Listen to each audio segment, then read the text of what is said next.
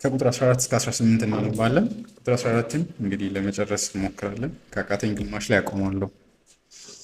ቃልም ሥጋ ሆነ፣ በመካከላችንም አደረ። እኛም ጸጋንና እውነትን ተሞልቶ ከአባቱ ዘንድ የመጣውን የአንድያ ልጅን ክብር አየን። ዮሐንስም ከኔ በኋላ የሚመጣው ከኔ በፊት ስለነበረ ከኔ ይልቃል ብዬ የመሰከርሁለት እርሱ ነው በማለት ጮሆ ስለ እርሱ መሰከረ። ከእርሱ ሙላት ሁላችንም በጸጋ ላይ ጸጋ ተቀብለናል። ሕግ በሙሴ በኩል ተሰጥቶ ነበር፣ ጸጋና እውነት ግን በኢየሱስ ክርስቶስ በኩል መጣ። ከቶውንም እግዚአብሔርን ያየ ማንም የለም፣ ነገር ግን በአብ እቅፍ ያለው አንድያ ልጁ የሆነው አምላክ እርሱ ገለጠው። እግዚአብሔር ያስተምረን። እንጸልይ። እግዚአብሔር አባት ሆይ እስካሁን ድረስ እዚህ ስለነበረን ጊዜ እናመሰግናለን። በእነዚህ ዝማሬዎች በፊትህ ልጅህን ኢየሱስ ክርስቶስን እንድንቀድስ ደግሞ በእርሱ በኩል ሁሉን ላረክልን ለአንተ ምስጋናን እንድናቀርብ ስላሰብከን እናመሰግናለን። እነዚህ መዝሙሮችንም ስለሰጠህን ተመስገን። እግዚአብሔር አምላክ ሆይ ደግሞ አሁን ቃልህን ልናይ እዚህ አለን። እነዚህ ቁጥሮች ለመረዳት እንደሚከብዱ እናውቃለን። ነገር አንተ በበጎነትህ እንድታሳየንና እንድትረዳን ልመናችንን በፊትህ እናቀርባለን። ሁላችንን ማግዘን በልጅ በኢየሱስ ክርስቶስ ስም አሜን።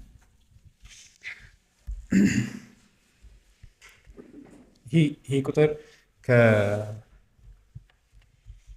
ከማስረዳት ይልቅ አንብቦ ብቻ ቢታለፍ አይነት የሚጠቅም አይነት ክፍል ነው። ማለት ፋይዳው ምንድን ነው የሚለውን ማስረዳት የሚከብድ ይመስለኛል። አይ ቲንክ ሁሉም ኮመንታተሮችም የሚናገሩትን ማለት እንደከበዳቸው ታያላችሁ። ማለት በዲቴይል ይሄ ነው ማለት የዚህ ወንጌል ይሄ የዚህ የጌታ ኢየሱስ ክርስቶስ ወደ ዓለም መምጣት ምንድን ነው የሚለውን ማስረዳት ማለት ይከብዳቸዋል ብዬ አስባለሁ። ሳየው እንደዛ ነው ማለት በጣም የምትፈልጉትን አይነት ልብን የሚያረካ አይነት ዲስክሪፕሽን እና ገለጻ አይሰጧችሁም። እናንተም በምን አይነት መንገድ አርቲኩሌት እንደምታደርጉ ይከብዳቸዋል። እኔም እንደዛ ይከብደኛል ብዬ አስባለሁ፣ ግን እሞክራለሁ። ቃልም ሥጋ ሆነ፣ በመካከላችንም አደረ። እኛም ጸጋንና እውነትን ተሞልቶ ከአባቱ ዘንድ የመጣውን የአንድያ ልጅን ክብር አየን። ቃልም ሥጋ ሆነ። ይሄ እንግዲህ ይሄ ቁጥር በጣም እጅግ ሊከብድ የሚችለው ከላይ ዮሐንስ እየተንደረደረ ከመጣው አንጻር ነው። በተለይም እንደ መጀመሪያው የመልእክቱ አንባቢ ሆናችሁ ይሄ እዚህ ቁጥር ላይ ስትደርሱ ትንሽ ደንገጥ ልትሉ ትችላላችሁ። ማለት ምክንያቱም ቁጥር 1 ላይ የነገረንን ነገሮች ይዘን ከመጣን በመጀመሪያ ቃል ነበረ። ጅማሬ የሚባል ጀነሰስ የሁሉ ነገር ጅማሬ የምትሉት ቦታ ላይ ሄዳችሁ ድረሱና እሱ ከዛ ነገር በስቲያ ነበረ፣ አልተፈጠረም አለና ቃል ብሎ ደግሞ የሆነ ድምፅ እንዳይመስለን ቃልም ከእግዚአብሔር ጋር ነበረ፣ ከዛ ቃልም እግዚአብሔር ነበር ይላል። እሱን ይዘን ነው ቃልም እግዚአብሔር ነበረ፣ ቃልም ሥጋ ሆነ ስንል እግዚአብሔር ሥጋ ሆነ እያለን። ስለዚህ ከኋላ ያለውን በተለይም ዓለማትን ሁሉ የፈጠረ ቁጥር 3 ላይ ሁሉ ነገር በእርሱ ተፈጥሯል፣ ከተፈጠረ ሁሉ ያለ እርሱ የተፈጠረ ምንም የለም፣ ሕይወት በእርሱ ነበረች፣ ይቺ ሕይወት የሰው ብርሃን ነበረች አለ። ህልውና ሁሉ ኤግዚስተንስ እዚህ ዓለም ላይ የተፈጠረ ነገር ሁሉ የተፈጠረው በእርሱ ነው። እሱ ደግሞ ምንም ነገር ሳይፈጠር ሁሉ በእርሱ ይኖራል እንጂ እርሱ በማንም አይኖርም። የሕይወት መገኛ ነው እና እያልን ያለ ነው ይህ ቃል ሥጋ ሆነ። እዚህ ወይቱ በዛ ነው የሚከብደው እያስባለሁ። እየተንደረደረ ከመጣበት መውረድ አንጻር ስናየው ነው የሚከብደው እያስባለሁ። እዚህ እግዚአብሔር ሥጋ ሆነ እያለ ነው።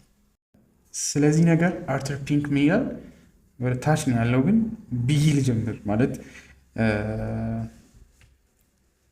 ምን ይላል?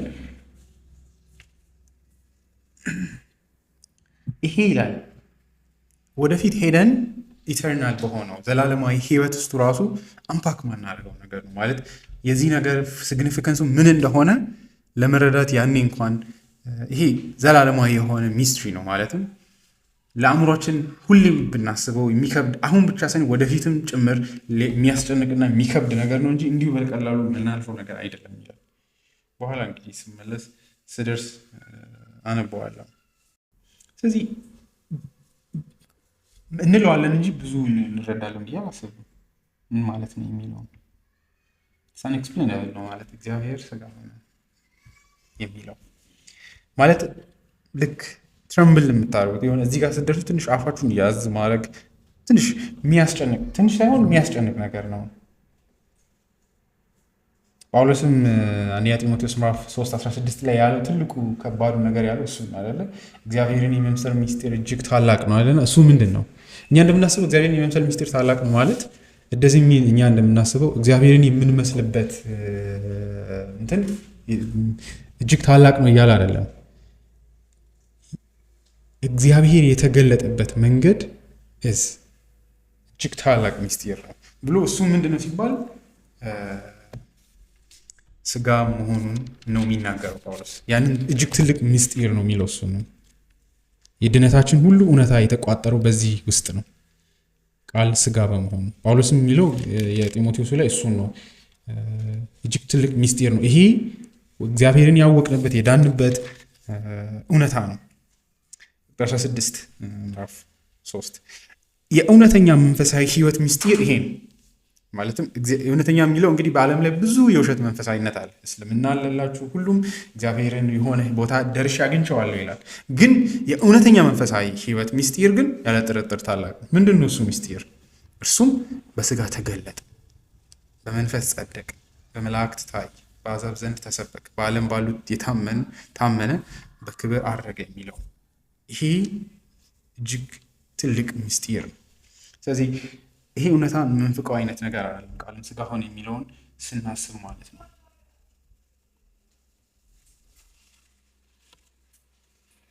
ዮሐንስም የሚያውቅ ይመስለኛል እንደዚህ ሲል የሆነ ትንፋሽ የሚወስድ አይነት እንደሆነ በተለይ ከቁጥር 1 እስከ 13 ድረስ መታችሁ እዚህ ጋር ቆም አድርጎ ቃልም ሥጋ ሆነ ሲል ማለት ነው። እዚህ ጋር እንግዲህ እስካሁን ድረስ ይላል አንድ ሰው ሲናገር ሎው መሪስ ነው የሚለው። እስካሁን ድረስ ከቁጥር 1 ጀምሮ ወደታች ስንንደረደር የሆነ የህይወት ምንጭ ነው ብርሃን ነው ስንል የሆነ ማይታወቅ መርህ ሊመስለን ይችላል። እዚህ ጋር ሲመጣ ግን አካል አረገው፣ የሆነ ግለሰብ ነው። ከዛ ትንሽ ይቆይና ቁጥር 17 ላይ ጌታችን ኢየሱስ ክርስቶስ እንደሆነ ይናገራል። ይሄ ራሱ የሚከብድ ነው ይላል። But in one short, shattering expression, John unveils the great idea at the heart of Christianity, that the very word of God took flesh for our salvation. የእግዚአብሔር ቃል የሆነው እግዚአብሔር እኛ እንድንድን ሥጋን ለበሰ እያለ ነው።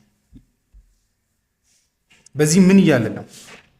ሁለተኛውን ፍጥረት ለመስራት ከእግዚአብሔር ዘንድ ወይም ጌታ ኢየሱስ ቃልን አይደለም ያወጣው፣ ሥጋን የለበሰው። ሁለተኛው ፍጥረት የእግዚአብሔር ልጅ ሥጋን እንዲለብስ አስገድዷል።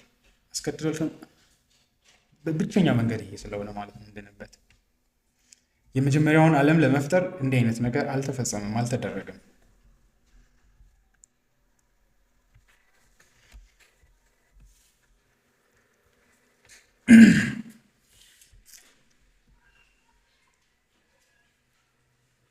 እዚህ ውስጥ ቴክኒካል ነገሮችን ማለት ቃሉ የተሸከማቸውን አንዳንድ ሳናወራ ማለፍ የሌለብን ቃላቶችን አውጥተን እንሂድ።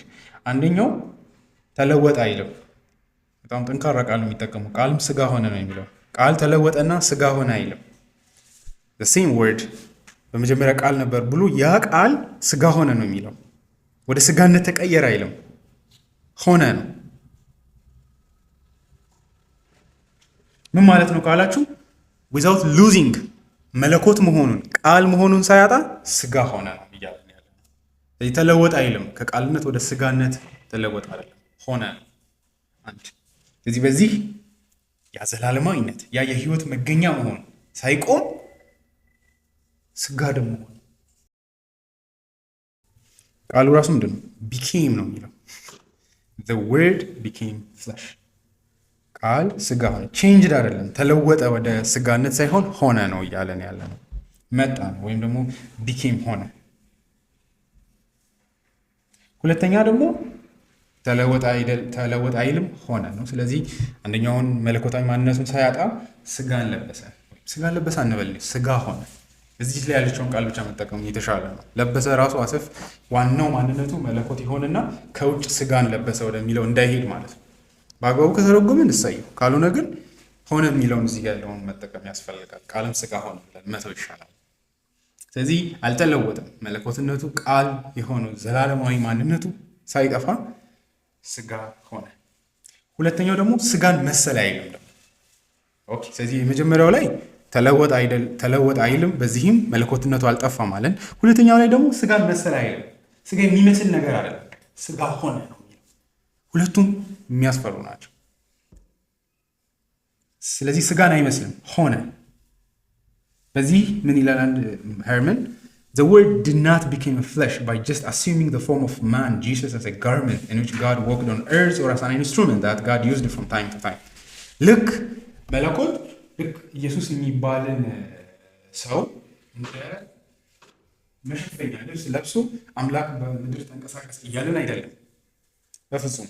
ወር ደግሞ ተጠቅሞት ያን ግለሰብ ተጠቅሞት ከዛ በዛ ውስጥ ተጠቅሞ እግዚአብሔር እዛ ውስጥ ሳይሆን የሆነ አንድ አካል ተጠቀም አይደለም እያለን ያለ ነው። ስጋ ሆነ የምንለው እዚህ ላይ እመለሳለሁ። ወንጌላችን ያረፈው እዚህ ላይ ነው። ይህ ዘላለማዊ ተስፋችን ነው። የእግዚአብሔር በጎነቶች ሁሉ የተመሰረቱት እዚህ እውነት ላይ ፍጹም ሰው መሆኑ ላይ፣ ፍጹም አምላክ ፍጹም ሰው ሆኖ መገለጥ ወይም ደግሞ መሆን ወደ መሆን መምጣቱ ነው። እነዚህ ሁለት ነገሮችን ከያዙ ትልቅ ነገር ነው። ከዛ ሌላው ነጥብ ስጋ የሚለው ቃል ምንን ያመለክታል? ምክንያቱም ይሄ ቃል አንዳንድ ጊዜ ከኃጢአት ጋር ተያይዞ አለ። ማለትም አንዳንድ ቦታዎች ላይ ከስጋ የተወለደ ስጋ ነው ሲል ኃጢአተኛ የሆነውን የወደቀውን ዓለም ሲያሳይ ነው። ያ ማለት በኃጢአት የተያዘው ምንም ቢሆን እግዚአብሔር በዳግም ልደት ካላመጣ በስተቀር ልክ ምዕራፍ 3 ላይ ያለው አይነት ማለት ነው። ስጋ ምንም ቢሆን ጨለማ ነው አይነት ነገር።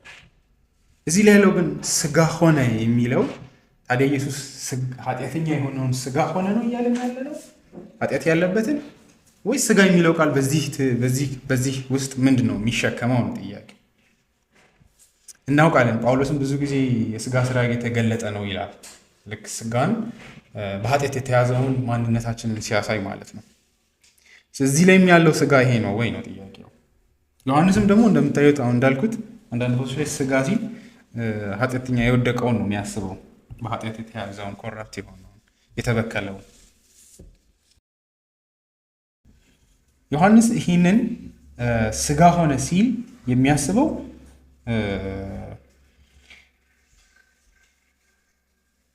ደካማ የሆነው ከእግዚአብሔር አንጻር ሲነጻጸር ያለ እግዚአብሔር የማይኖረውን ማንነት ነው የሚያወራው። በኃጢአት የተያዘውን የሰው ልጅን ማንነት ሳይሆን ሰው በራሱ ሲፈጠር ራሱ ከእግዚአብሔር ጋር ባለው ግንኙነት ያለ እግዚአብሔር የማይኖር። ልክ መዝሙር መጽሐፍ ላይ ዳዊት እንደዚህ አይነት ንግግር ይጠቀማል። ስጋ ለባሽ ብቻ እንደሆኑ ይወቁ ይላል። ያን ሲል ኃጢአተኛ መሆናቸውን አይደለም እያለ ያለው፣ በቃ አንተ ብቻ አምላክ ነህ፣ እነሱ ስጋ ብቻ ናቸው። በዚህ ሴንስ ህይወትን በራሱ ሰጪ አይደለም፣ በራሱ ራሱን ማኖር አይችልም፣ ደካማ ነው። ለእያንዳንዱ የህይወት እስትንፋሱ በእግዚአብሔር ላይ ማረፍ ያለበት ማንነት የሰው ልጅ ማንነት። ስለዚህ ዳዊት እዛኔም እንደዛ ሲል መዝሙር መጽሐፍ ላይም ሲል እያለ ያለው እያሰበ ያለው የሰው ልጅን ኢቭን ከውድቀት በፊት ሲፈጠር የነበረበትን አይነት ማንነት ማለት ነው። የሰው ልጅ ሲፈጠርም ስጋ ነው አይደለ? ስጋና ሁለት ኮምፖነንቶች አሉት፣ ስጋና ነፍስ አለው። በዚህ ረገድ ኃጢአተኛ ሳይሆንም ስጋ ነበረ ነው። ያንን አይነት የሰው የመሆን ማንነትን ነው እያወራ ያለው። ስለዚህ ያ ማለት ምን ማለታችን ነው? በጊዜ ውስጥ የተወሰነውን እውቀቱ ውስን የሆነውን ለህይወት በሌላ አካል ላይ የሚደገፍ ምግብ መብላት ያለበት አካል ሆነ እያለ ነው። ይሄ ለእግዚአብሔር አይደለ? ጳውሎስ እንደሚለው እኛም ካቴኪዝማችንም ላይ ሂሚሊሽን ነው አይደል የምንለው። ምንም ኃጢአተኛ ያልሆነው ሰው መሆን ራሱ ልክ የባሪያ ያህል ነው ከክርስቶስ ክብር አንጻር ጳውሎስ እንደሚናገር። ጳውሎስ ኃጢአተኛ ሆነ እያለ አይደለም ፊልጵስዩስ ላይ እያለ ያለው ለሱ ሰው መሆን፣ ስጋ መልበስ፣ ድሃ ባሪያ መሆን ከሱ ክብር ማጅስቲ አንጻር ማለት ነው። ስለዚህ ስጋ ሲል የምር ይሄንን የሰው ልጅ ሆነ ፍጹም በሆነ መንገድ ሰው እያለን ያለ ነው። ስለዚህ ኃጢአተኛ የሆነውን ተፈጥሮ እያሰብን አይደለም ነው። ይሄ ስቴትመንት ይሄኛው የዮሐንስ ንግግር ጠንካራ የሚሆንበት ምክንያት ሁለት ኮሜንታተሮች እንደሚሉት ከሆነ ከኋላው ዶሴቲዝምን እየተቃረነ ነው በማለት ይናገራሉ። እሱም ኢየሱስ ክርስቶስ አምላክ ሰው ወደ መሆን ሊመጣ አይችልም፣ ምክንያቱም ስጋ ክፉ ነው፣ እርኩስ ነው። ስለዚህ አምላክ እያሰብን ያለ ነው አምላክ ሰው ወደ መሆን አልመጣም። ላይክ እንደ ጋርመንት ጌታ ኢየሱስ የሆነ ሰው ነው። ከዛ እግዚአብሔር በመንፈሱ ሰራበት መስቀል ሊሞት ሲል ለምሳሌ ወጣ ብለው ይናገራሉ። ምክንያቱም ለነሱ ይሄ የተፈጠረው ዓለም እርኩስ ስለሆነ ማለት ነው። ዮሐንስ ከዚህ ከኋላ ሆኖ ነው ቃልም ስጋ ሆነ የሚለው። አይ እናንተ እንደምትሉት ስጋ አይደለም የሆነው መሰለ አይደለም፣ ይቅርታ ስጋ ሆነ ብሎ ነው የሚናገር። ይሄ በጣም ጠንካራ ንግግር ነው ማለት 4 ነጥብ የሚያደርግ አይነት ሀመር የሚያደርግ ስቴትመንት ነው። ያንን ግን ያው ይሄ እንግዲህ አንዱ it seems probable that he confronted by opponents of docetic type እንደዚህ አይነት የሚያስተምሩ ሰዎችንም እያሰበ ነው። ግን እነዚህ ሰዎች ባይኖሩ ራሱ ይሄ መባል ያለበት ነገር አይደለ? ይሄን እውነት ሐሰተኛ ትምህርት ስላለ አይደለም ማወቅ ያለብኝ እውነት ነው፣ የወንጌል እውነት ነው። ከኋላው ምንም ሌላ ትምህርት ባይኖር ቃልም ስጋ ሆነ የሚለው ወንጌሉ ያረፈበት እውነታ ነው። ስለዚህ የግድ ከእሱ ጋር ማገናኘት አይኖርብንም። ከኋላ እንደዚህ አይነት ትምህርት ስላለ ነው ማለት አይኖርብንም። ምክንያቱም ወንጌሉ በራሱ ማወቅ ያለባቸው ወንጌል አለ። ሐሰተኛ ትምህርት ከኋላው ቢኖር ባይኖር ነጥብ ይገብቷችሁ እንደሆነ ግዴታ የሆነ ማወቅ ያለባቸው የወንጌል እውነት አለ። ስለዚህ ዮሐንስ በዛም እያሰበ ነው የጻፈው ብለን መረዳት እንችላለን። ምክንያቱም የወንጌል እውነት ያረፈው እዚህ ላይ ስለሆነ ማለት ነው። ስለዚህ በዚህ ረገድ ጌታ ኢየሱስ ስጋን አልመሰለም ሆነ ብለን ማለፍ አለብን። ለምንድን ነው ይህንን ሰዎች የሚፈሩት ሲባል እንዴት ንጹሕ የሆነ አምላክ አጠገቡ አንዳች እንከን የማይነካው አምላክ በሰዎች መካከል ተገኝቶ ኃጢአተኛ ሰዎች ነኩት እያለን እኮ አጠገቡ ሰዎች ኃጢአተኛ ሰዎች ይዞራሉ ከዛ ይጨብጡታል እያለን ነው። ሃው ከዛ ይሄ ዓለም ራሱ እርኩስ ነው። እንዴት ነው እግዚአብሔር ከዚህ ዓለም ጋር እንደዚህ የሚቆራኘው ከሚል ትምህርት ተነስተው ነው ይህንን ነገር የሚክዱት። ዮሐንስ ያለምንም ጥርጥር ቃል ስጋ ነው፣ ቃል እግዚአብሔር ነው። ቃልም ስጋ ሆነ ስንል እግዚአብሔር ስጋ ሆነ እያልን ነው። ይህንን አንቀይርም ነው። ይህ ከባድ ንግግር ነው። ሜቢ በቃ ያለምንም ጥርጥር ይሄ በጣም ትልቅ ምስጢር ነው። በጣም እጅግ የተቀደሰ መሬት ነው። ሌላው ይሄ ትልቅ የወንጌል እውነትንም ተሸክሟል። ማለትም ያው ተሸክሟል። አንድ ሰው ይህንን ሲያስረዳ ምን ይላል? ልክ ይሄ ማለት በሙሴ ኤግዞደስ ላይ ይላል ዘጸአት ምዕራፍ 20 ላይ እንደምትመለከቱት 19 ላይ እግዚአብሔር የሕግ ጽላት ነው የሰጠው። አሁን ግን የእግዚአብሔር የእሱ ፍጹም የሆነ ሰልፍ ኤክስፕሬሽን የእግዚአብሔር መገለጫ የሆነ ቃል መጥቶ ስጋ ለብሶ በመካከላችን ሆነ እያለ ነው ይላል። ቅርባችን ሆነ ነው። ቅርባችን ሆነ ሳይሆን he became ካልኩኝ በኋላ የሚለውን አነበዋለሁ ከኢንስቲትዩት ስጋ ከስጋ ከስጋዬ ናት አጥንት ከአጥንቴ አዳም ባለው አይነት ቶን የሰው ልጆችን መጥቶ ስጋ ከስጋችሁ አጥንት ከአጥንቴ ብሎ እኛ ጋር ሆነ ነው የሚለው። ካልኩኝ እንዲያውም ተጠጋን ወደ ራሱ በዚህ ባይንድ አደረገ። ራሱ በዚህ ረገድ የምር የእኛ አይነት ስጋን የለበሰ ሆነ አምላክ ስጋ ለበሰ ስጋ ሆነ እያለ የእግዚአብሔር ሙሉ መገለጥ ብቻ ሳይሆን ራሱ እግዚአብሔር በመካከላችን ነው። አሁን የእግዚአብሔር መገለጥ ማለት ምን ይሆናል መሰላችሁ? እግዚአብሔር ከኋላ ይሆናል፣ ብርሃንን ከእግዚአብሔር ዘንድ እያየን በዛ ብርሃን ውስጥ እግዚአብሔርን እናያለን። በፍጥረት ለምሳሌ ካልቪን ፍጥረት እግዚአብሔር ራሱን የማይታይ አምላክ ለእኛ በስጋ በሚታይ ፍጥረት ውስጡ ምን ያህል ኃይል እንዳለ የሚያሳይበት፣ የማይታየው አምላክ በውስጡ ምን አይነት ፓወር እንዳለ የሚያሳይበት፣ መለኮትነቱን ጥበቡን የሚያሳይበት ዳይሬክትሊ አናይም።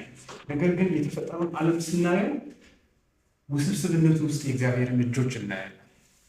አካሉ የለም ፊት ለፊታችን። አሁን ግን እንደዛ አይደለም። ያ ቃል ፍጹም ከእግዚአብሔር ጋር የነበረው ደግሞ እሱ ራሱ ፍጹም የእግዚአብሔር መገለጥ የሆነው ቃል ስጋ ሆነ እያለ ይሄ በጣም ስጋ ሆነ የሚለው በፍጹም መለስለስ የለበትም። በጣም ጠንካራ በሆነ መንገድ ነው ማስመር ያለን። ምክንያቱም ይሄ የዘላለም ሕይወታችን የተንጠለጠለበት ደስታችንና ሀሴታችን ያረፈበት ትሩዝ እውነት ስለሆነ ማለት ነው። ከዚች ውስጥ አንድ የቤተ ክርስቲያን ዶክትሪን የሆነ የቤተ ክርስቲያን የማይነቃነቅ ትምህርት የሆነውን አንዱ የኬልቄዶን ጉባኤ ላይ 451 ላይ አጽንተው ያለፉትን 431 ወይ 51 አይ ቲንክ ሃይፖስቴቲክ ዩኒየን የሚባለው ማለት ነው። ሁለት ሃይፖስቴሲስ በአንድ አካል ውስጥ በአንድነት እንደሚኖሩ የተገለጠበት ነው። ምን ማለት ነው? እሱም ቃል ነው። ቃል መለኮት ነው። ያን መለኮትነት ሳያጣ ፍጹም በሆነ መንገድ ደግሞ ስጋ ሆነ። ስለዚህ መለኮትነቱ አለ፣ ፍጹም የሆነው ሳይደባለቅ ወደ ስጋነት አልተለወጠም፣ በስጋነት አልተቀላቀልም። ቃሉ ራሱ ስጋ ሆናል። ቃል አለ፣ ስጋ አለ፣ ቃልም ስጋም። ከዛ ግን ቁጥር ወደታች ሄዶ ምን ይላል? ጌታችን ኢየሱስ ክርስቶስ ነው የሚለው። አንድ ኢየሱስ ክርስቶስ የሚባል አካል ብቻ ነው ያለው። ሁለት መለኮት የሚባለው አንዱ አለ። ከዛ ደግሞ ስጋ የሆነው ኢየሱስ የሚባል አካል። ሁለቱ እያወሩ በአንድ አካል ይኖራሉ አይደለም። አንዱ ኢየሱስ ክርስቶስ ብቻ ነው ያለው። ፍጹም መለኮት የሆነ ቃል የሆነ ፍጹም ደግሞ ስጋ የሆነ። ስለዚህ አንድ ሳይደባለቅ አምላክ ውስጥ ስጋ ተጨምሮ ድብልቅልቅ ያለ የተዋህደ አይደለም። ተዋህዶች እንደሚሉት አልተዋህደም። ምክንያቱም እንደዛ ካለ እግዚአብሔር ይለወጣል ልንል፣ እግዚአብሔር ደግሞ አይለወጥም አይደለ? ኢየሱስ አንዳች መለኮትነቱ ተቀየረ ማለት ኮራፕትብል የሆነ የሚበከል ማንነት አለው ማለት ነው። አልተለወጠም። በዚህ ረገድ አልተጨመረበትም። ወደ ውስጡ ወደ መለኮትነቱ ውስጥ ይሄኛው ድብልቅ ብሎ አልገባበትም። ስለዚህ መለኮት የሆነው ፍጹም የሆነው ስጋ ሆነ። እንዴት ታዲያ ካልተደባለቀ ታዲያ እንዴት ነው በአንድ አካል ውስጥ ኢየሱስ ክርስቶስ የሚባል አንድ ሰው አለ የምትሉት? ሲባል አካል አለ ስትሉ ደግሞ መነጣጠል በማንችልበት መንገድ አለ። አልተደባለቀም፣ አይነጣጠልም። የምንፈልገው አንድ ኦፕሽን ነው አይደለ? እንዴ ካልተዋህደ የተለያየ መሆን አለበት። እሱን ልንይ ስንል ደግሞ አይ የተነጣጠለ አይደለም። ሁለት አካላት ተነጣጥለው አይደለም እየኖሩ ያሉት በአንድ አካል ውስጥ ሳይደባለቅ ደግሞ ሳይነጣጠል። አሁን አእምሯችን ላይ የሚመጣው እንዴት ነው አንድ ነገር ካልተደባለቀ እንዴት ነው ሊነጣጠል የሚችል? ማለትም ካልተደባለቀ ተነጣጥሎ ነው ያለው። እኛ አእምሯችን የሚያውቀው እሱ ነው አይደለ? በዚህ ዓለም ላይ ምሳሌም የለንም። ሁለት ነገሮች ከተለያዩ በቃ ተነጣጥሎ ካሉ አንድ ናቸው ማለት አንችልም። ስለዚህ አልተደባለቁም ካልን ተነጣጥሏል እንዴት አይ ሳይነጣጠል ይላሉ። ለዚህ ነው ይሄ ያለ ጥርጥር እጅግ ታላቅ ነው ብለን የምንተወው። ሀው አናውቅም። ሐሰተኛ ትምህርቶች ሁሉ ራሳቸውን ይዘው የነጎዱት ይህንን የተቀደሰ ቦታ በዛው ባረጉት ጫማ ካልተራመድንበት ብለው፣ ግን ይሄ ሳክረድ ፕሌስ ነው። ጫማችሁን አውልቃችሁ የምታዩት የእግዚአብሔር መገለጥ ነው። ስለዚህ ይሄ ዶክትሪን የቤተ ክርስቲያን ትልቅ ትምህርት ነው። ካልቪን በጣም በሚያምሩ ቃላቶች ነው ይሄንን የሚያስቀምጠው። እዚህ ውስጥ ሁለት ነገሮችን ይዘን መሄድ አለብን። two natures were so united in one person in Christ ሁለት ተፈጥሮች በክርስቶስ ኢየሱስ በአንድነት በአንዱ ኢየሱስ ክርስቶስ ውስጥ ይኖራሉ። ሁለት ተፈጥሮች መለኮትነትና ስጋ መሆን ግን በአንዱ በኢየሱስ ክርስቶስ that one and the same Christ is true God and a true man ያው ኢየሱስ ክርስቶስ እውነተኛ አምላክም ነው እውነተኛ ሰው ነው። ሁለተኛስ ደግሞ that unity of a person does not hinder two natures from remaining distinct ይሄ ደግሞ የሁለት ተፈጥሮች በአንድ አካል ውስጥ መሆን ሁለቱም ተፈጥሮች ደግሞ ደባልቀው የሁለቱን ልዩነት አያጠፋም። that unity of the person does not hinder two natures from remaining distinct so that his divinity retains all that is peculiar to itself መለኮትን መለኮት ያደረጉ ባህሪያቶች ሁሉ አሉት፣ በሁሉ ስፍራ ይገኛል። ኢቭን በማርያም ሆድ ውስጥ እያለ ራሱ ሰማያትና ምድርን ይገዛል እያለ ሁሉ በእርሱ ስር ነበር። ግን ደግሞ እንደ ሕፃን ልጅ ማንም መቶ ጨፍልቆ ሊገለው የሚችለው ነው። ደግሞ በዛ ሰዓት በማርያም ሆድ ውስጥ ሰው የመሆኑ ባህሪ አልጠፋም። ያ ነው እያለን ያለ። ግን ደግሞ ያው ንጉሥ ደግሞ ሩል ያደርጋል ሆል መላ ዓለም ፍጥረቱን። ምክንያቱም እንደተወለደ መጥተው ሰገዱለት። አምላክ ብቻ ነው ስደትን የሚቀበል። ስለዚህ ያ መለኮታዊ ማንነቱ አልተነካም። በሰማይ ሆኖ እያለ በማርያም ሆድ ውስጥም አለ እያለ ነው። ሁለቱም ተፈጥሮች እንዴት ነው ታዲያ በክርስቶስ ኢየሱስ አንድ ይሆኑ ሲባል ይሄ የመንፈስ ቅዱስ ስራ፣ መንፈስ ቅዱስ የጸለለው በዚህ መንገድ እኛ አይገባንም ይሄ። ስለዚህ ሁለቱንም ኔቸር አናጠፋም። እንደ ሰው በጥበብና በእውቀት በሞገስ እያደገ ነው የመጣው። አንዳንድ ነገሮችን አያውቅም ነበር እንደ ሰው እንደ ሕፃን ልጅ። በሰውም በእግዚአብሔር ፊት እያደገ ነው የመጣው እንደማንም ሰው ማለት ነው። ምክንያቱም ሰው መሆኑ እዛ ላይ ነው ያደረገው። ግን ደግሞ እንደ መለኮት ደግሞ ምን አይሆንም፣ አንዳች ነገር አይማርም። የሁሉ ነገር መገኛ ነው። ሁለቱ እንዴት ነው አንድ ነገርን አንድ አካል እያወቅም ላያውቅ የሚችል አይደለ? እንደ መለኮት ሁሉን ያውቃል፣ እንደ ሰው ደግሞ እንደ ማንም ሰው ይማራል። ሐዘንን ተምሯል። የዕብራውያን መልእክት ላይ እንደሚለው ምንም እንኳን የእግዚአብሔር ልጅ ቢሆን ይላል ከተቀበለው መከራ ተማረ ይላል። ዮሐን ማለት የዕብራውያን ጻፊ የሚያውቃል እኮ እንደ እግዚአብሔር ልጅ ሁሉን መለኮት እንደመሆኑ እንደሚያውቅ ያውቃል። ግን ምንም እንኳን እንደዚህ ቢሆንም ደግሞ ሰው ነው እንደኛ ይላል። ፍጹም ሰው ነው። እናንተ የሚሰማችሁን ነገሮች ሁሉ ከኃጢአት በስተቀር ሁሉንም ተምሯል ይላል። ሁለቱን እንዴት ነው አድርገን ምንኖር? ይሄ ሚስጢር ነው ብለን እንኖራለን። ስለዚህ ሁለቱም ዲስቲንክት የሆነውን ተፈጥሮ ሳያጡ so that his divinity retains all that is peculiar to itself and his humanity holds separately whatever belongs to it ይላል። ስለዚህ እንግዲህ ያው በዚህ ነው ከሉትራኖች ጋር የምንገነጠለው። ሉትራኖች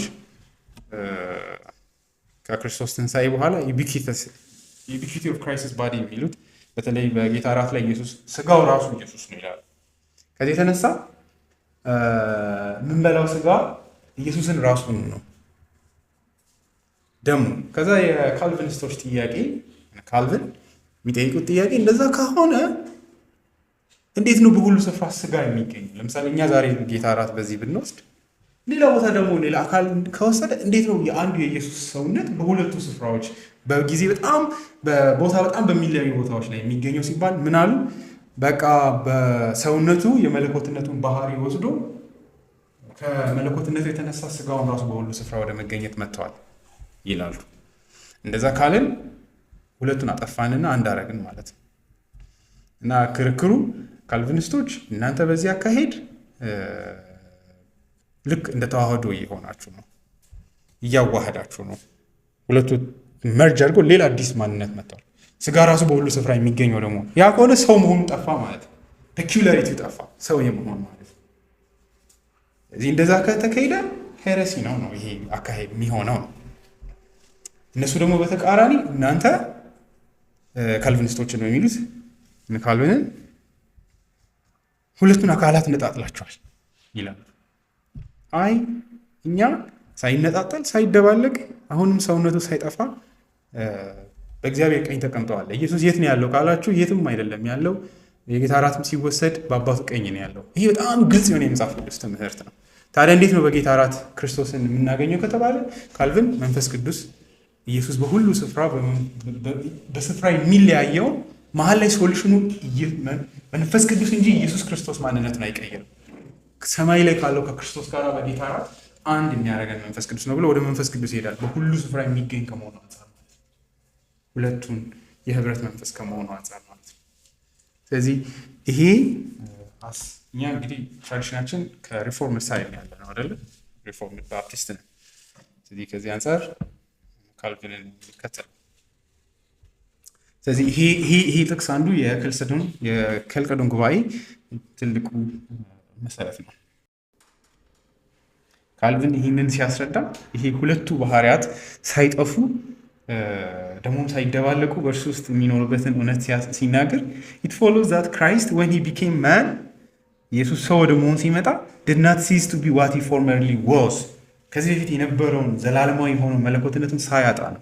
and that no change took place in the eternal essence of God which was clothed with flesh በስጋ ውስጥ በደኮነው በእርሱ መለኮት ላይ አንዳች ለውጥ አልመጣም። መለኮትነቱ አልተነካም በዚህ ሂደት ውስጥ። in short ባጭሩ the son of God began to be a man in such a manner ኢየሱስ መለኮት መሆኑ ጅማሬ ያለው ሰው መሆኑ ግን በታሪክ ውስጥ ጅማሬ ያለው ማለት ነው። ኢየሱስ ክርስቶስ በማርያም ሆድ ከመወለዱ በፊት ስጋ አልነበረም። እሱ ጅማሬ ያለው መለኮትነቱ ግን ጅማሬ የለውም። ግን ሰው ወደ መሆን ስጋ ወደ መሆን ሲመጣ የሆነበት አካሄድ ግን in such a manner that he still continues to be that eternal speech who had no beginning of time ጊዜ ጅማሬ በሌለው ማንነቱ ዘላለማዊ እንደሆነ አካል ሆኖ ነው። ጅማሬ ያለው አካል ሆኖ ደግሞ ሰው ሆኖ የተገኘው ነው። ስለዚህ ሁለቱም አልጠፉም፣ አልተደባለቁም። ፒንክ ይህንን ሲያስረዳ እንደዚህ ይላል the one born at Bethlehem was the divine and eternal word ቤትልሔም ላይ የተወለደው መለኮትና ዘላለማዊ የእግዚአብሔር ቃል ማይንድ ይህን ቃል አይታችኋል። በቤትልሔም የተወለደው መወለድ የሰው ልጅ ማንነት ማለት እግዚአብሔር አይለው ኢየሱስ አልተፈጠረም፣ ወደ መሆን አልመጣም። በቤትልሔም ላይ የተወለደው መለኮትና ዘላለማዊ የእግዚአብሔር ቃል ነው። ዘላለማዊ ቃል ነው፣ የእግዚአብሔር ቃል ሳይሆን ዘላለማዊ ቃል ነው። The incarnation does not mean that God dwelt in a man, but that God became man. ተስጎ የክርስቶስ ወደዚህ ዓለም የመጣበት አካሄድ ተስጎ ማለት አምላክ በሰው ውስጥ ሆነ ማለት ሰው በሚባለው ነገር ውስጥ ሆነ አይደለም፣ አምላክ ሰው ሆነ ነው የምንለው። He became what he was not previously, though he never ceased to be all that he was before. The babe of Bethlehem was Emmanuel, God with us. የቤትልሔም ላይ የተወለደው ያ ሕፃኑ አምላክ ከኛ ጋር ነው የተወለደው አይደል? አማኑኤል እግዚአብሔር ከኛ ጋር ነው አሉ። ግን ምን ነበር? ሕፃን ልጅ ሆኖ የተገለጠው ማለት ነው።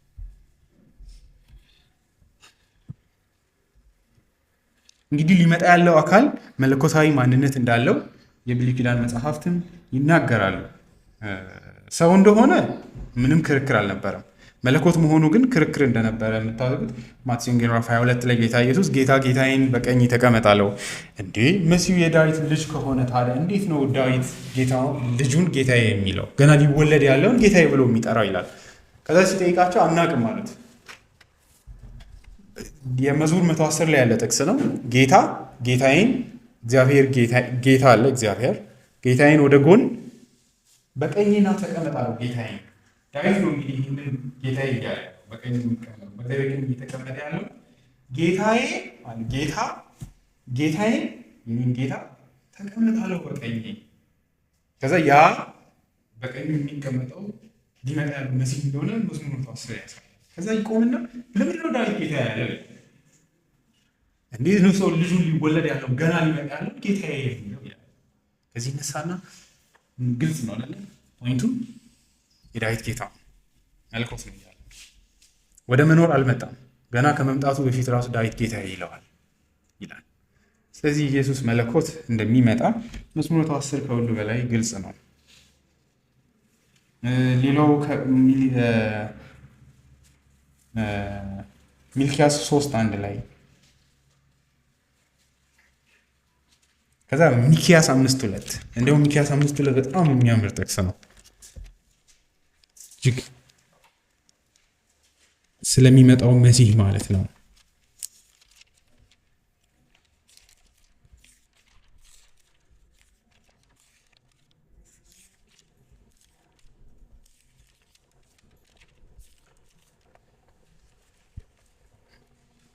አንቺ የጭፍሮች ከተማ ሆይ ጭፍሮችሽን አሳልፊ፣ ከበባ ተደርጎብኛልና የእስራኤልን ገዥ ጉንጩን በበትር ይመቱታል።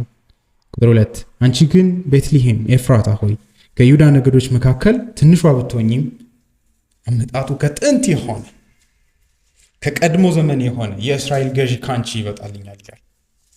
ይሄ አስደናቂ ነው አይደል? ይሄ ጥቅስ የተጠቀሰው ማቴዎስ ወንጌል 2 ላይ ነው። መሲሁ የት ነው የሚወለደው ሲባል ቤትልሔም። ለምንድን ነው የምትሉት ሲባል ሚኪያስ መጽሐፍ ላይ ይሄ ጥቅስ አለ አሉ። ግን ከታች ወረድ ስትሉ አስደንጋጭ ነው አይደለም? መሲሁ ይመጣል ብቻ አይደለም፣ አመጣጡ ከጥንት የሆነ from the ancient ከቀድሞ ዘመን የሆነ የእስራኤል ገዢ ካንቺ ይወጣልኛል። ከዚህ በላይ ኢተርናል የሆነ ዘላለማዊ የእግዚአብሔር ልጅ እንደሚመጣ የሚናገር የለም። ሌላው የሚልኪያሱን ደግሞ ሾኪንግ ምዕራፍ 3 ቁጥር 1 ላይ እነሆ በፊቴ መንገድ እንዲያዘጋጅ መልእክተኛዬን እልካለሁ፣ መጥምቁ ዮሐንስ የምትፈልጉት ጌታ በድንገት ወደ ቤተ መቅደሱ ይመጣል፣ ደስ የምትሰኙበትም የቃል ኪዳኑ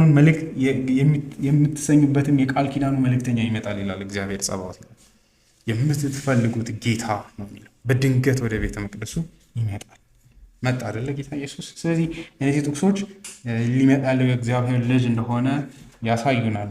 ኢቨን ኢሳያስ ምዕራፍ 9:6ም መለኮት እንደሆነ በግልጽ ይናገራል። ሊመጣ ያለው አካል መሲህ ሆኖ ሰው ብቻ ሳይሆን መለኮት እንደሆነ ማለት ነው። ስለዚህ ነቢያት የመሰከሩለት አዳኝ ነው። ኢየሱስ መለኮት መሆኑ እንደ ቅዱሳት መጽሐፍት የሆነ እውነታ ነው። ምዕራፍ 9 ቁጥር 6 ሕፃን ተወልዶልናልና ወንድ ልጅ ተሰጥቶናል፣ አለቅነትን በጫንቃ ላይ ይሆናል፣ ስሙም ድንቅ መካር፣ ኃያል አምላክ፣ የዘላለም አባት፣ የሰላም ልዑል ይባላል። ከዚህ በላይ ምንም የሚያስፈልገው ነው። ለመንግስቱ ስፋት ለሰላሙም ብዛት ፍጻሜ የለውም። ከአሁን ጀምሮ እስከ ዘላለም መንግስቱን በፍትህና በጽድቅ ይመሰርታል። ደግፎም በመያዝ ያጸናዋል። በዳዊት ዙፋን ይቀመጣል፣ አገሩንም ሁሉ ይገዛል። የሰራዊት ጌታ እግዚአብሔር ቅንዓት ይህን ያደርጋል ይላል። ከዚህ በላይ ብዙ ማለት አንችልም። በመካከላችን አደረ።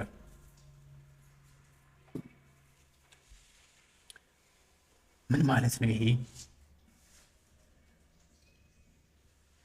ይሄ ሁሉም አራት ኒውቴስታመንት ስኮላሮች ወይ 3 የሚሆኑት ይሄ ቃል በቀጥታ ትርጉሙ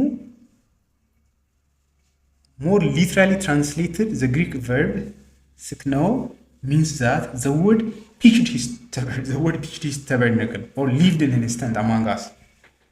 አንድ ሰው ልክ ድንኳን ተክሎ እንደሚኖር ልክ ድንኳን ተከለ እያለ ነው ይላል ቃሉ። እንደዛ ነው ግሪኩ። ሶስቱም እንደዛ ነው የሚሉት ግሪክ ያውቃሉ ቋንቋው። መቶ ድንኳኑን በእኛ መካከል አደረገ። isn't that shocking? እግዚአብሔር መቶ በመካከላችን እየዞረ ተራመደ። which is አስደንጋጭ። ልክ ትርጓሜው ልክ ድንኳን ሰው ለመኖር ነው የሚተክለው አይደለ?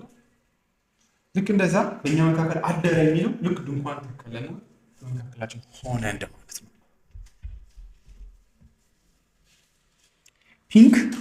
አርተር ፒንክ ይሄን ወስዶ ለምንድን ነው የድንኳን መትከልን ለኢየሱስ ክርስቶስ የሚያመጣው ይላል። እሱ ምን አድርጎ ያነጻጽራል አላቅም፣ እናንተን ይጠቅማችሁ እንደሆነ ባለስማማበትም፣ ግን የሚገርም ኢንሳይት ያሳያል እንዴት ብሉይ ኪዳንን ማንበብ እንዳለብን። ምሳሌ ውስጥ ምን ይላል? ድንኳን ያለበት ምክንያት ይላል። ይሄ የሚያሳየን ከኛ ጋር በመካከላችን ማደሩን አይደለም፣ ከሁሉ ሰው ጋር በዘመናት ሁሉ ውስጥ ስለመሆን አይደለም የሚያወራው። ሐዋርያቱ በነበረበት ጊዜ ጊዜያዊ የሆነ መኖሪያ ሰርተው በመካከላችን ኖሯል የሚለው ነው። ምክንያቱም በብሉይ ኪዳን አይተን እንደሆነ በዳዊት ዘመን ቤተ መቅደሱ በሰሎሞን እስከሚሰራ ድረስ ተንቀሳቃሽ ነበር። ቤተ መቅደስ ከድንኳን ይልቅ እንጋለ ድንኳኑን ያነዙታል፣ ያዞሩታል።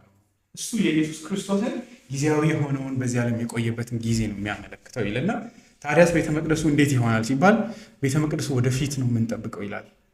ማለትም እሱ ራሱ ቤተ መቅደስ ሆኖ ከዛ በኋላ በማይለወጥ ዘላለማዊ መገኘት ከህዝቡ ጋር የሚሆንበትን ከቤተ ክርስቲያን ጋር የሚሆንበትን በዛም እግዚአብሔርም ከህዝቡ ጋር ለዘላለም አንድ ሆኖ በእርሱ በኩል ቤተ መቅደስ እንግዲህ እግዚአብሔርና ህዝቡ የሚገናኙበት ቦታ ነው። ክርስቶስ ወደዛ እውነታ አንድ ቀን ያመጣዋል።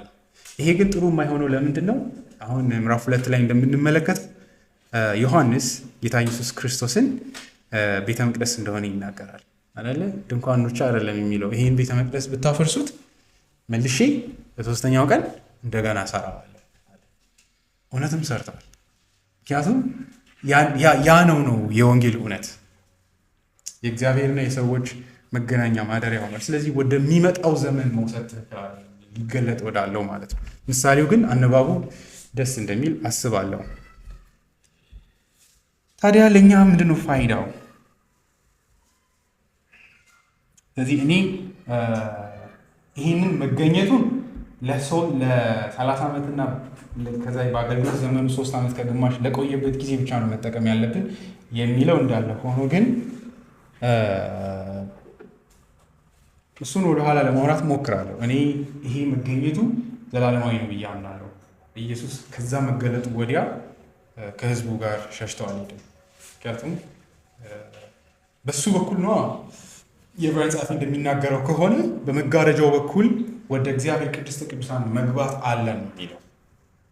ስለዚህ that become reality ነው የሚለው እንጂ ወደፊት የሚጠበቅ ስካቶሎጂካል የሆነ ነገር አይደለም። ማለት ወደፊት ሊገለጥ ያለ የምንጠብቀው ነገር ሳይሆን አሁን ራሱ የሆነ እውን የሆነ ነገር ነው። ከዕብራውያን ጸሐፊ ምንድን ነው የሚለው?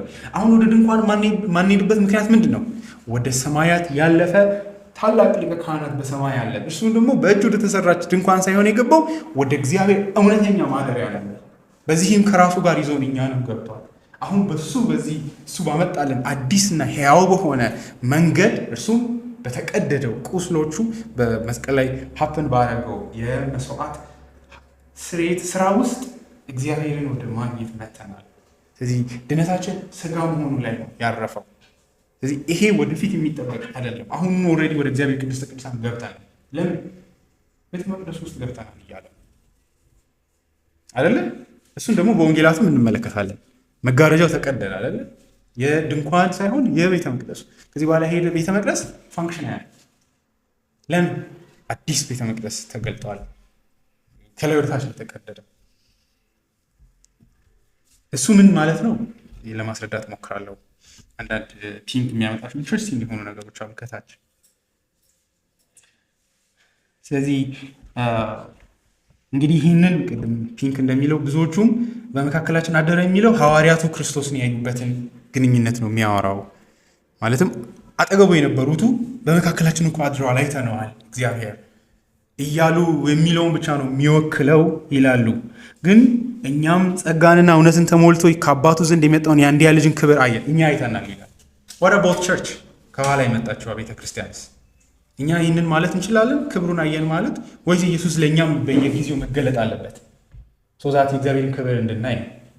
ይህም በተመለከተ እግዚአብሔር ይመስገን ከታች ቁጥር 16 ላይ ዮሐንስ ምንድን ነው የሚለን? ከእርሱ ሙላት ሁላችንም በጸጋ ላይ ጸጋ ተቀብለናል ይላል። ሁላችን ነው የሚለው እዛ ላይ። ጸጋው እኛም እያየ ነው፣ የእግዚአብሔርን ክብር እያየ ነው በእርሱ ውስጥ በወንጌሉ ስብከት ማለት ነው። እንደዛ ብዬ አምናለሁ። በኋላ እመጣለሁ ይሄኛው ወይ ኔክስት ዊክ ስናወራ። ስለዚህ እኔ በዛው ብቻ ዘግቼ መሄድ አልፈልግም። በዚህኛው አደረዳዳቸው ትክክል ናቸው። ዮሐንስ አፖስቶሊክ የሆነውን ክርስቶስን ሐዋርያዊ በሆነ መንገድ እዛችው ዘመን ውስጥ ኢየሱስን ያዩበትን ነው የሚያወሩት። ግን እንግዲህ ወደ ላይ ከፍ ባሉ ጊዜ ዮሐንስ ምዕራፍ 12 ላይ የሚለው ወደ ላይ ከፍ ባሉ ጊዜ ሁሉን ወደ እኔ እስባለሁ ባለው መገለጥ ውስጥ ግን ሁላችንም የአንድያ ልጅን ክብር በዛው በታላቅ ክብር አይተናል። ያንን ወደታች እያወራ ይሄዳል። እሱን በወንጌሉ እኛም እናያለን። ጳውሎስም ደጋግሞ ይላል የእግዚአብሔር ክብር በክርስቶስ ፊት ያበራል ይላል። ሁላችንም በወንጌሉ እያየን ነው፣ በመጋረጃ ባልተከደነ ፊት። ምን ማለት ነው? ከታቸው ይወርድ አወራለሁ። ግን ይሄ እቺን ዲስቲንክሽን ብንሰራም ሐዋርያቱ ኢየሱስን ያዩበት ነው ብንልም እኛም ከዚህ በወንጌሉ እነሱ በሰጡት ምስክርነት እኛም እናየዋለን። እኛም በወንጌሉ ውስጥ የእርሱን ክብር እንመለከታለን። ተሞልቶ ከአባቱ ዘንድ የመጣውን የአንድያ ልጅን ክብር እኛም ይታየናል።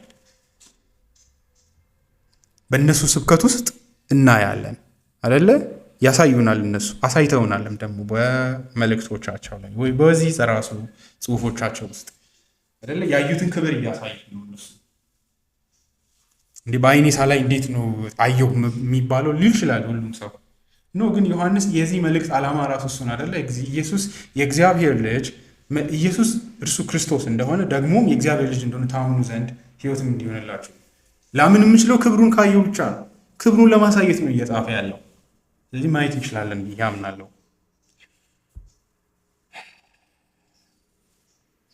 ጥያቄው እንግዲህ ምን ማለት ነው አደረ ማለት? ስነ መለኮታዊ ፋይዳው ምንድን ነው? እንዴት ነው ምን ተረጉመው? ፒንክ 10 የሆኑ ምክንያቶችን ያመጣል። እኔ ግን በጣም ጠንካራ ነው ውብ ናቸው ብዬ ያሰብኳቸውን 3ቱን ብቻ ይዣቸዋለሁ። 4ኛውን፣ 5ኛውንና 10ኛውን እናንተ ጊዜ ካገኛችሁ ሄዳችሁ 10ቱን ማየት ትችላላችሁ።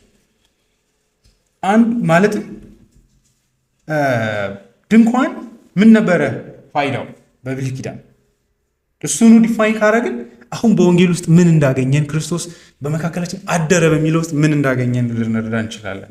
በዚህ መሰረት ከሄድን ይላል የመጀመሪያው ነጥብ ታበርናክል ዋዝ ጋድስ ድዌሊንግ ፕሌስ ይላል።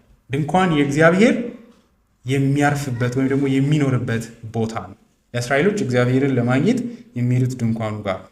ይህንን ሲያስረዳ it was there in the midst of Israel's camp ድንኳኑ ያለው በእስራኤል አንድ ላይ ሲቀመጡ ካምፕ ላይ መሀል ላይ ነው ያለው። ከዛ ግን እግዚአብሔር እዛ እንዳለ ደግሞ ስታዩ he took up his abode there between the cherubim upon the mercy seat he made his throne። እግዚአብሔር እዛው ደግሞ በድንኳኑ ውስጥ ምንድን ያለው ሲባል 2 ኪሩቤል አሉ እንትኑ ሸፍነውት ህጉ አለ። ከዛ አሉ እነሱ እግዚአብሔር በእነሱ መካከል ሆኖ መኖሩን ገልጧል። ይሄ የተወሰደው ባለፈውም ሌላ እንዳወሩት ከዘፍጥረት ምዕራፍ 3 ነው። ዘፍጥረት መጽሐፍ ላይ እንደምታውቁት ገነት የእግዚአብሔር ድዌሊንግ ፕሌስ ተምፕል ተደርጎ ነው የተሳለው። ከዛ የተዘጋው እንዴት ነበር? ኪሩቤል መጣና ሴፍ ይዞ ቆመ። ከዛ ምን ሆኑ? ከእግዚአብሔር መገኘት ወጡ። ያንኑ ሪፕሬዘንቴሽን ከእግዚአብሔር ጋር አሁንም ኪሩቤሎች እስካልተነሱ ድረስ you are not safe።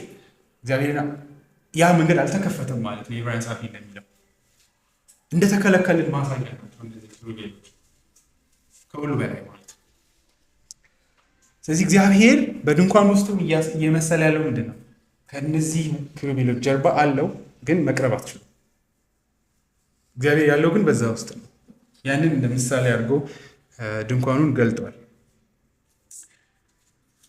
ይሄ ድንኳን አሁን በልጁ በክርስቶስ ኢየሱስ ወደ ፍጻሜ መጥቷል። ምንድን ነው ካላችሁ በጣም ነው ያስገረመኝ። just as the Shekinah dwelt between the 2 cherubim, so on the Mount of Transfiguration the glory of the God-man flashed forth from heaven. 2 men, Moses and Elijah. We beheld his glory in the language of the tabernacle type. በድንኳኑ ውስጥ ምንድን ነው ያሉት? የእግዚአብሔር ክብር ይታያል። ልክ ማቴዎስ ወንጌል ላይ እንደምትመለከቱት 17 ላይ ልክ የነዛ ኪሩቤል ምሳሌ ሆነው የቀረቡት ማን ናቸው? ኤልያስና ሙሴ ናቸው። ጴጥሮስም ያለው ምንድን ነው?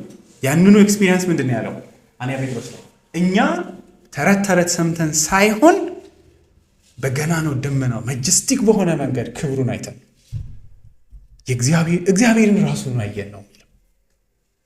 በዚህ ክርስቶስ የዚህ የድንኳን ፍጻሜ ነው። ምን ማለታችን ነው? ይሄ ታዲያ አሁንም ሰትል አላደረግንም። ቴዎሎጂካሊ ስቲል አላቆራኘ ነው፣ አብስትራክት ይሆንብናል። ኢየሱስ የእግዚአብሔር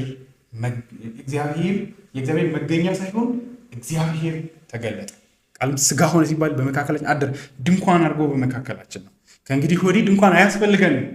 ለምንድን ነው የአይሁዳውያን ድንኳን የሌለን? ቤተ መቅደስ የሌለን? ክርስቶስ ቤተ መቅደሳችን ስለሆነ። ግን ምን ማለት ነው? አሁንም ምን ማለት ነው?